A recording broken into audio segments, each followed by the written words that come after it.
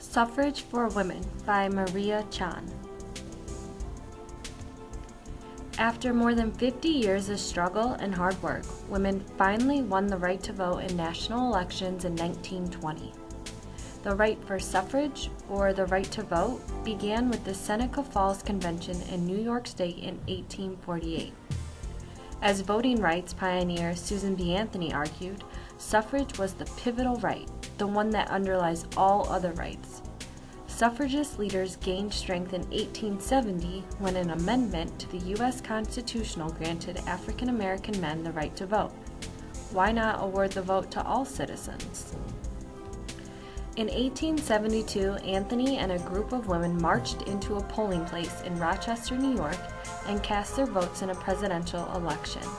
The women were arrested and fined. Finally, in 1878, after 6 more years of protests, a women's suffrage amendment was introduced in Congress. Congress did not pass the women's suffrage amendment in 1878. Still, the amendment was introduced in every session of Congress for the next 40 years. Suffragist leaders such as Carrie Chapman Catt traveled across the country giving speeches and organizing workers.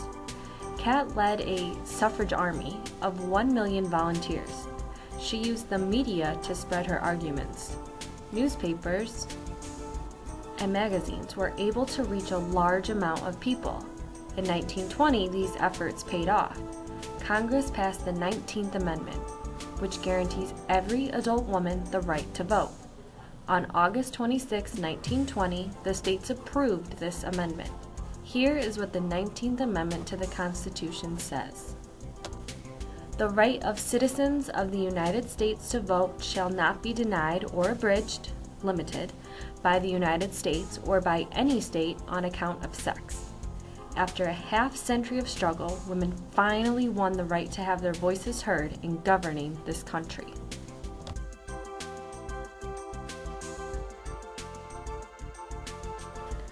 Biography. Carrie Chapman Catt was born Carrie Lane in Ripon, Wisconsin, in 1859. After college, she became a teacher in Mason City, Iowa, and then the superintendent of schools in 1883. Around that time, Catt became involved in fighting for the right to vote. Over time, Catt supervised thousands of volunteers and gave hundreds of speeches in favor of women's right to vote. She was elected president of the National American Woman Suffrage Association from 1900 to 1904, and again from 1915 to 1920. Catt worked against great odds but held firm to her beliefs.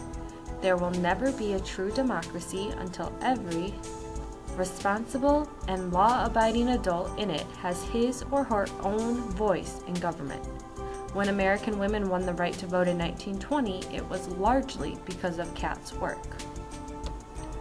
That year, Catt founded the League of Women Voters, which still exists today. She also founded the National Committee on the Cause and Cure of War in 1925. She died in 1947. This is a timeline that outlines the life of Carrie Chapman Catt. Those are the blue boxes. The dates are 1859, 1883, 1900, and 1920. There are specific events that happened for each of those dates for her life. Below it in the red boxes is life around the world.